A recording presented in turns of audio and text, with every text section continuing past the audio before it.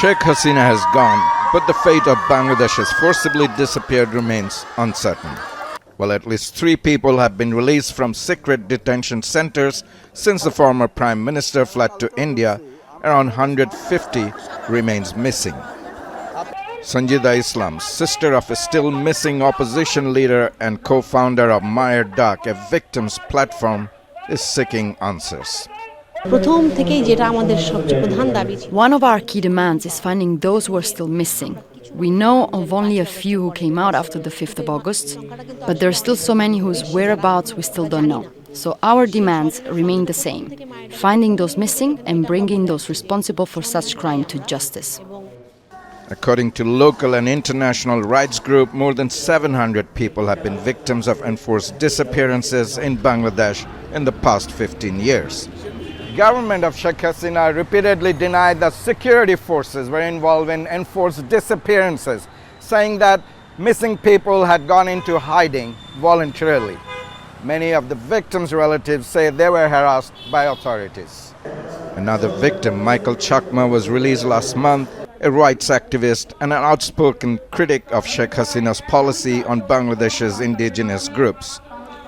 Chakma says he was subjected to severe psychological torture in solitary confinement for 5 years.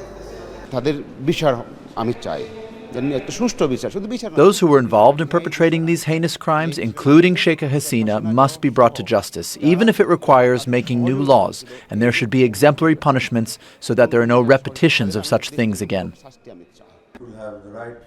A former decorated military officer, Abdullah Hil Aman Azmi, was also released early last month. Azmi says he too was psychologically tortured and didn't see daylight for the last 8 years while in detention in a secret facility. Anybody doing any crime, he must go through the legal system.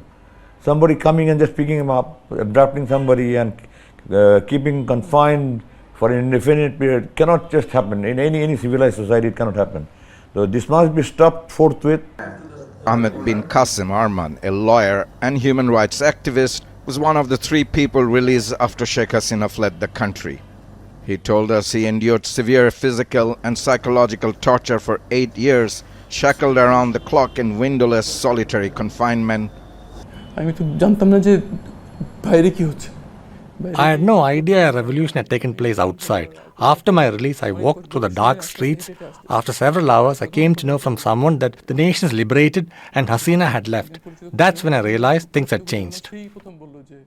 Far too many families have lived with grief of not knowing where their loved ones are, or even if they're alive. They're seeking justice, or at least closure.